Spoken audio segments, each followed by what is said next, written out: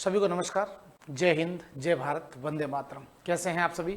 तो दोस्तों, 2 marathon classes में आपके लिए लेकर आया। कुमार सर आपके लिए लगातार जो है शाम के 8 बजे क्लास लेकर आ रहे हैं और पूरी टीम आपके लिए जो है शानदार तरीके से एसएसजीडी के एग्जाम को कैसे क्रैक किया जा सकता है, इस बार एसएससी के एग्जाम को कैसे औकात दिखाई जा सकती है, इसके ऊपर पूरा काम हम कर रहे हैं। सभी ने अपना एग्जाम सेंटर देख लिया होगा, उम्मीद करता हूँ। जो एग्जाम सेंटर आपने, हालांकि कुछ बच्चों के मैसेज आ रहे हैं कि भाई जो आपने फर्स्ट वीक भरा है उनका थर्ड वीक में आ रहा है, थर्ड वीक भरा है उनका फर्स्ट में आ रहा है, सेकंड, तो वो एसएससी ने अपनी मन मर्जी से दिया है। पहली बात तो ये क्लियर कर देता हूँ, हाँ बिल्कुल वो अपनी मन मर्जी से दिया है। दूसरा, एक सेंटर बहुत दूर दिए हैं, अब क्या करें इसका, तो भाई अब कोई ऑप्शन अपने पास भी नहीं है, ये तो मन मर्जी से है उनकी। ध्यान रखो आप लोग। हालांकि सोशल मीडिया पर हमने भी इसके खिलाफ जो है डाला था एक पोस्ट, तो ध्यान रखें आप लोग कि सेंटर नज़दीक होता तो थोड़ा सा बच्चों के लिए आसान हो जाता। वहाँ इतनी दूर 300, 400, 500 किलोमीटर दूर जा करके और एग्ज़ाम देना थोड़ी सी इकोनॉमिकली भी लफड़ा हो रहा है, और इतने दूरी पे गर्मी के मौसम में जाना भी समस्या है। अब सबसे बड़ी बात देखो दोस्तों, अब आपके पास बचे हैं मात्र गिने चुने दिन, यानी लास्ट 7 डेज। 7 डेज में अब क्या पढ़े क्या नहीं पढ़े, बहुत सारे बच्चों के सर डर लग रहा है एग्जाम को लेकर, क्या करें सर। ठीक है, तो भाई डरने से, अगर रोने से अगर राज्य मिल जाता तो फिर मामला ही खत्म है। डरना नहीं है आपको बिल्कुल भी, ठीक है। और एग्जाम जब आता है ना तो डर अवश्य इस बात का लगता है, जो तैयारी बढ़िया करते हैं ना उनको डर लगता ही है। या तो डर उसको नहीं लगता जिसकी बिल्कुल तैयारी नहीं है, जैसा होगा ठीक है देखा जाएगा, ठीक है। और एक जो तैयारी है, मीडियम है, बढ़िया है तैयारी, उसको डर लगेगा एग्जाम का, ये स्वाभाविक सी बात है। इसलिए, लेकिन डर इतना हावी मत कर देना अपने ऊपर कि एग्जाम खराब हो जाए।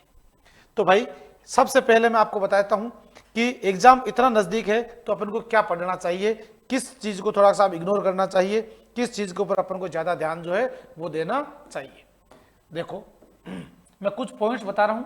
अगर मैं दोस्तों आपसे जीके जीएस की बात करूं, मैं ये नोट कर लेना, आप भी यही हो, मैं भी यही हूं। एग्जाम जिस दिन शुरू होगा उस दिन आपसे वापस इसका स्क्रीनशॉट दिखाऊंगा, इसी स्लाइड का ध्यान रखना, ठीक है। कि सबसे ज्यादा क्वेश्चन जो आपके जीके जीएस में आपसे पूछने वाले हैं वो जो मैंने आपको करवा दिए हैं, आपको ये और बता दूं, पंचवर्षीय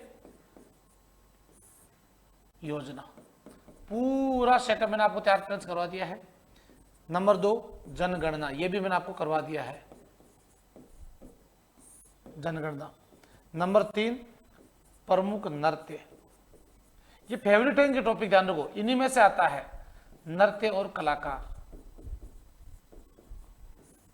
मेले और त्योहार, लास्ट टाइम में सर्वाधिक पढ़े जाने वाले टॉपिक, मेले व त्योहार। और इसके अलावा आपको ध्यान रखना है जीएस, जनरल साइंस के जो क्वेश्चन है वो आपको कवर करने हैं, ध्यान रखोगे आप लोग।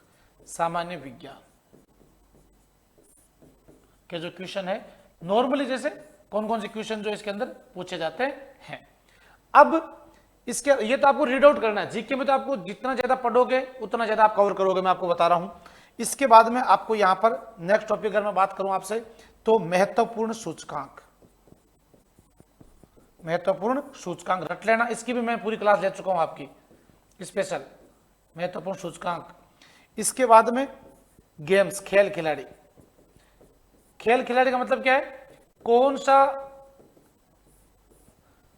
ओलंपिक गेम्स है, ठीक है, राष्ट्रमंडल खेल है, आपके ये आईसीसी के गेम्स है, बीसीसीआई के गेम्स है, कौन सा गेम्स हुआ, कौन सा होने वाला है, WPL जैसे हुआ है, T20 विश्व कप हुआ है, वनडे विश्व कप कहां होना है, ओलंपिक लास्ट पेरिस में हुआ था, अगला कहां होगा, राष्ट्रमंडल, फीफा वगैरह, ये सारे आपको यहां पर कवर करने हैं। ध्यान रखो आप लोग, एक सारणी बना लेना उसकी अलग से, इसमें से क्वेश्चन पक्का आएगा, देख लेना आप लोग, ठीक है। इसके बाद में दोस्तों आपको ध्यान रखना है एक अवार्ड का, भाई एक क्वेश्चन आपके अवार्ड से पूछ सकते हैं, नेशनल और इंटरनेशनल अवार्ड,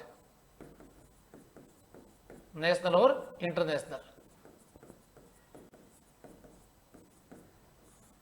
अवार्ड आपसे पूछ सकते हैं। कौन सा पुरस्कार इंटरनेशनल में ये पूछ सकते हैं, कब प्रारंभ हुआ, कौन सा देश देता है, किस सेक्टर में देता है, करंटली किसको मिला है, सब भारतीय अब तक कौन कौन से किसको मिला है। और जैसे बानू मुश्ताक का नाम याद रखना, हार्ट लैम्प पुस्तक के लिए मेन बुकर अवार्ड, और इसके अलावा जो अभी शांति का नोबेल को लेकर काफी लफड़ा चला था, वेनेजुएला को मिला है, ट्रंप चर्चा चाह रहे थे, तो ऐसे क्वेश्चन जो है आपको कवर करने। भारत रत्न, पद्म विभूषण, जैसे पद्म विभूषण इस बार जो है कितनों को मिला है भाई, के 5 को मिला है। पद्म भूषण कितनों को मिला है, 13 को मिला है। पद्म श्री कितनों को मिला है, 113 को मिला है, ठीक है। इसके अलावा ज्ञानपीठ पुरस्कार किसको मिला है, मेजर ध्यानचंद खेल रत्न पुरस्कार जो है हार्दिक सिंह को मिला है, हॉकी खिलाड़ी। या आपके अदर जो है दादा साहब फाल्के पुरस्कार किसको मिला है, या अभी जैसे घोषणा हुई आपके फरवरी के मंथ लास्ट में जो है ऑस्कर अवार्ड विश्व में। तो ये क्वेश्चन आपको एक बार रीड आउट कर लेना अच्छे से, ये आपके लिए बहुत इंपॉर्टेंट रहने वाले हैं, ध्यान रखो आप लोग। सूचकांक, तो ये जो है क्वेश्चन, ये टॉपिक लास्ट टाइम में सर्वाधिक। दूसरा, अब थ्योरी ज्यादा नहीं, अब आपको ज्यादा से ज्यादा मॉक टेस्ट, ज्यादा से ज्यादा मॉक टेस्ट आपको देने हैं। क्या आपका स्कोर बनता है उसके ऊपर भी गौर करना है, डरना नहीं बिल्कुल इस बात को लेकर के। लेकिन मॉक टेस्ट जितने ज्यादा दोगे उतना ही अब काम सटीक होने वाला है। इन टॉपिक्स का पर्टिकुलर मॉक टेस्ट दे लो आप लोग, ठीक है। बाकी ओवरऑल मॉक टेस्ट देते रहो, ध्यान रखो, ये जीके में आपके लिए रामबाण साबित होगा भाई। रही बात हिंदी की, अगर मैं आपसे हिंदी की बात करूं तो मैं आपको दावे के साथ कह रहा हूं, हिंदी लगभग तुम लोग सही करोगे। अगर आपने हिंदी को एक बार पूरा पढ़ लिया है, हिंदी एसएसजीडी में क्या पता अब तुम्हारा किस्मत ही खराब है तो अलग बात है, अदरवाइज एसएससी में हिंदी लगभग एवरेज लेवल की आती है, ज्यादा हाई लेवल नहीं जाता हिंदी या इंग्लिश आपका जो सब्जेक्ट है, जो भी आपने लैंग्वेज सेलेक्ट कर रखी है, हिंदी इंग्लिश। फिर बात रहती है रीजनिंग की और मैथ की। रीजनिंग मैथ में आपने सिलेबस कंप्लीट कर लिया है, तो इसका एक ही उपाय है कि जितनी ज्यादा आप लोग प्रैक्टिस करोगे, जितनी ज्यादा आप लोग मॉक टेस्ट में जो है, जो टॉपिक आपको नहीं आ रहा है, आपने 10 बार पढ़ लिया है, अब उस टॉपिक को छोड़ दो। आपने 10 बार पढ़ा फिर भी कवर नहीं हो रहा है, छोड़ दो उस टॉपिक को, क्योंकि अब अंतिम समय में आप उस टॉपिक के चक्कर में, एक टॉपिक के चक्कर में सारे टॉपिक को खराब नहीं कर सकते हो। दूसरा, पेपर हैंडल करते हो उस समय भी ध्यान रखो, पेपर जब सोल्व कर रहे हो तो ऐसा नहीं कि रीजनिंग के एक क्वेश्चन में उलझ करके बैठ के माता का, पिता का, बुआ के बेटे का संबंध निकालने में लग गए और वहां पर तुमने 15 मिनट गायब कर दी, ठीक है, तो पेपर सोल्व नहीं कर। पूरा खेल जो है वो टाइम मैनेजमेंट का है। तुम्हें सब कुछ आ रहा था लेकिन टाइम नहीं बचा, फिर क्या है मतलब सब कुछ आने का ही। इसलिए टाइम मैनेजमेंट का आपको विशेष रूप से ध्यान रखना है। अभी एक सबसे इंपॉर्टेंट बात मैं आपको बता देता हूं कि टाइम, आप लोग जब पेपर पूरा मॉक टेस्ट सोल्व करने बैठते हो तो पूरा का पूरा उसका हिसाब किताब लगाओ। आपके जो स्टॉप वॉच हो स्टार्ट करके बैठो, ठीक है। आपको जो राइट टाइम 1 घंटे का समय है उस 1 घंटे बंद करो, उसके बाद आपने कितने क्वेश्चन सोल्व किए, कितने क्वेश्चन आपके सही हुए, कितने गलत हुए, उसका हिसाब बनाओ एक बार। और सबसे इंपॉर्टेंट बात बताता हूं, अगर आपने सीबीटी टेस्ट कभी भी नहीं दिया है तो एक बार आपके नजदीकी सीबीटी लैब में जाकर के टेस्ट अवश्य दे देना। आपकी आईडी कैसे लगती है, यहाँ पर इसको जो है स्टार्ट कैसे होता है और इसके बाद में इसको सबमिट कैसे किया जाता है, ये स्कीम जरूर सीख लेना। हाँ, मुझे पता है आप बहुत विद्वान आदमी हो, आपको पता है, जो न्यू स्टूडेंट है वो एक बार जरूर देख लेना भाई, ध्यान रखना, ठीक है। अगर बाई चांस सबसे बड़ी समस्या आ रही है, पिछली बार दिल्ली पुलिस में भी आई थी बच्चों की, बाद में कुछ नहीं होता है, आपका कंप्यूटर नहीं चल रहा है, आपके कंप्यूटर में किसी भी तरह की प्रॉब्लम है, माउस नहीं चल रहा है, तो तुरंत हाथों हाथ, डरने की जरूरत नहीं है, हाथों हाथ सबसे पहले जो आपका एग्जामिनर है वहां पर उसको तुरंत बोलो कि मेरा कंप्यूटर नहीं चल रहा है, हाथों हाथ वो आपको दूसरे कंप्यूटर और वो जो समय है वो समय आपको अलग से मिलेगा। ये रूल्स में होता है। अगर किसी कारणवश आपका कंप्यूटर खराब हुआ है तो आपको आपका समय जो खराब हुआ है वो समय आपको अलग से मिलेगा, याद रखना आप लोग। ऐसे मत छोड़कर जाना कि भाई 10 मिनट पहले खराब हो गई, 15 मिनट खराब हो गई और मेरे पास 45 मिनट बचे, 45 मिनट में क्वेश्चन नहीं हुए, तो वो गलती तुम्हारी होगी। एग्जामिनर को तुरंत बोलना कि मेरे 15 मिनट खराब आपकी वजह से हुए, मेरे को ये समय मिलना चाहिए, ये भी आपको साथ में ध्यान रखना है। दूसरा, जितने भी क्वेश्चन आप लोग सोल्व कर रहे हो, मैं पुनः कह रहा हूं, टाइम मैनेजमेंट आपका इसके अंदर सबसे इंपॉर्टेंट पार्ट होगा कि आप टाइम को कैसे मैनेज करते हैं। सबसे पहले मैं आपको बताता हूं, जीके जीएस को सोल्व कर लो, ठीक है, और डरना नहीं है, तुक्के नहीं मारने हैं, बिल्कुल भी, बिल्कुल तुक्के नहीं मारने हैं।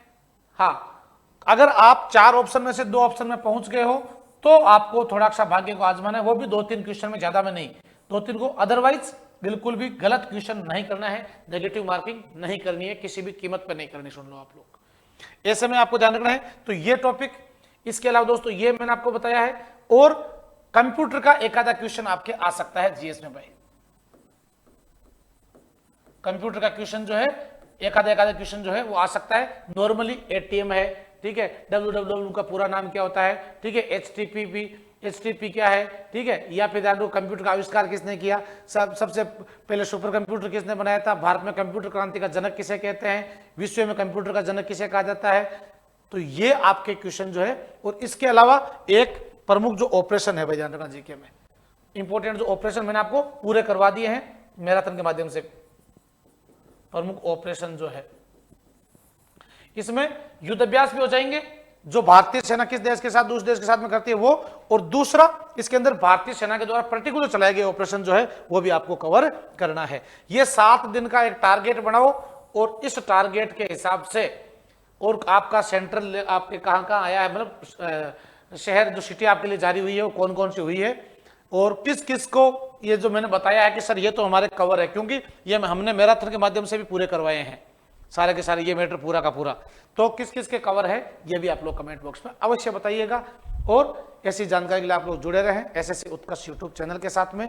और पुनः कह रहा हूं, एक बार कमेंट बॉक्स में आप लोग मुझे जरूर बताइएगा कि आपका सेंटर कौन से शहर में आया है। अगर आपका सेंटर जोधपुर आता है तो उत्कर्ष डिफेंस एकेडमी रातानाडा जोधपुर विष्णु धर्मशाला के सामने मंगल टावर आप लोग अवश्य आकर के मिल करके जाइएगा, हमें बहुत अच्छा लगेगा आप यहाँ अगर आएंगे तो आप लोग जरूर आइएगा।